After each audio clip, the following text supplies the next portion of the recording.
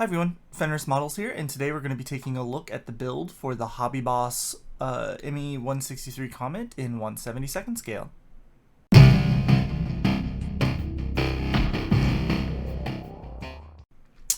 Now, initially my plan was to do what we did last time with the Corsair and do an unboxing and then a build.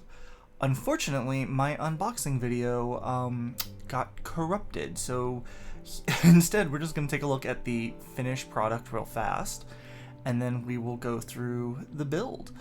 It is a very simple build. I do want to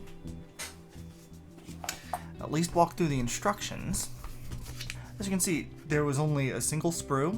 We had the top of the fuselage and the bottom and our clear sprue. So it was a very quick build, as you will see when we get into it. And yeah, once again, similar to how these have been, the panel lines are pretty shallow, so I didn't bother with any panel liners, but I did, I think, accomplish the pre-shading a little bit better on this one, or at least it's more visible here on this lighter green than it was on the on any of the previous ones. So yeah, let's get on into the build. I began by removing the parts from the sprue with my sprue cutters and placing them on the instructions where the parts were located. This helps me to make sure I have all of the parts as well as get an idea of what I'm working with.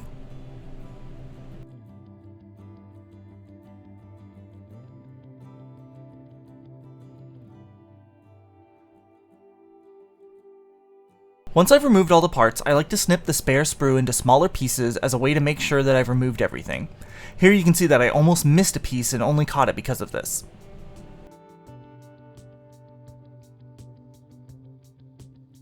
From there, I trimmed the gate marks with a hobby blade, being careful not to cut into the plastic.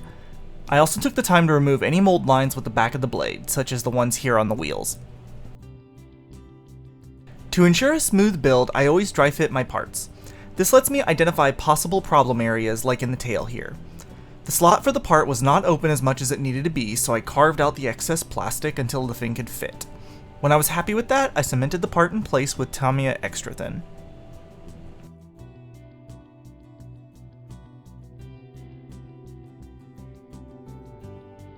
The kit then had me installing this little plate for the landing gear to mount to.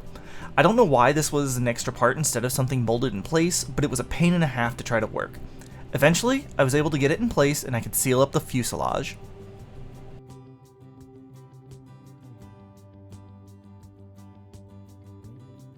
And then I could assemble the landing gear sled thing. I don't know the actual term.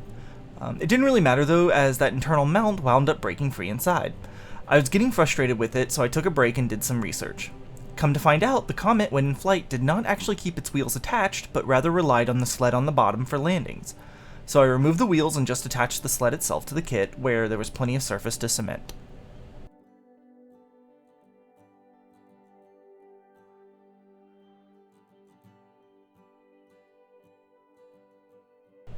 Last to be attached was the nose and that comically tiny propeller. I mean, just look at it.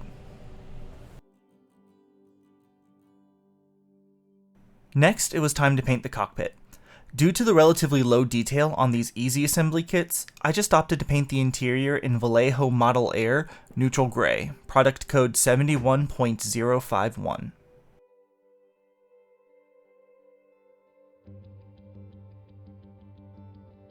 The canopy was then masked and attached with some more extra thin. If you apply the cement where you'll be painting anyway, you don't run the risk of crazing the plastic.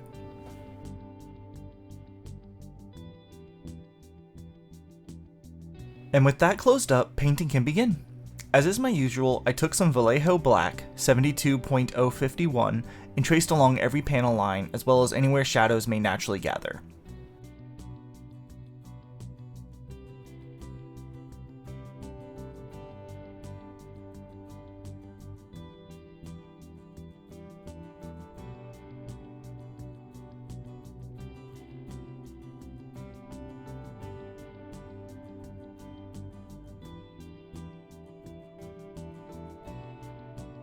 The underside then got a coat of Vallejo Model Air USAAF Light Gray, 71.296.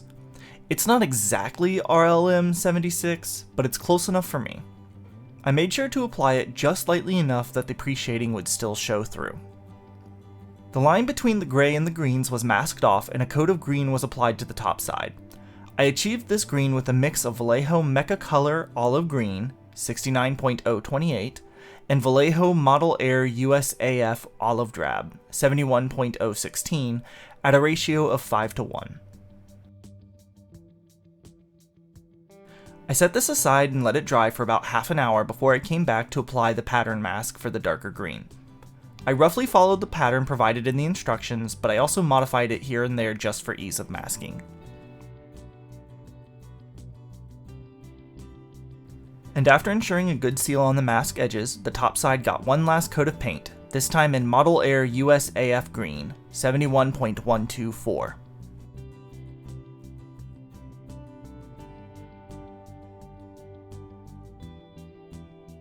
After waiting another hour or so, I was able to remove the mask. I'm really quite happy with how it came out, but what do you think? Tell me your opinions in the comments below.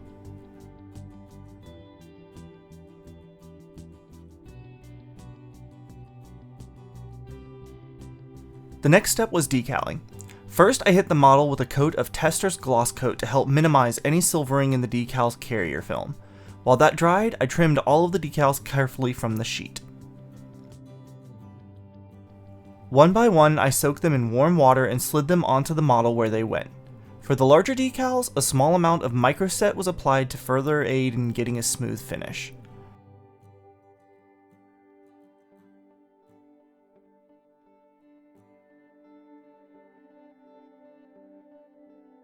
Once the decals were on, a coat of microsol was applied to soften the decals. The two chemicals together give the decals the look of being painted on. To further this effect, I took a sharp hobby blade and ran it along any panel lines that may be under the decal.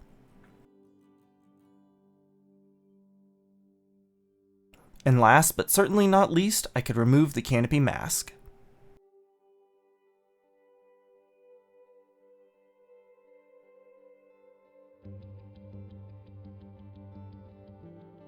And there you have it, the ME 163 Komet in 1/72nd scale from HobbyBoss's Easy Assembly line of kits. This is the last of these easy assembly kits that I'll be doing for a while, so I hope you enjoyed them. Let me know in the comments below what you thought of this build and if there are any other kits you'd like to see me do. Don't forget to like and subscribe if you enjoy my content, and as always, stay safe and keep modeling.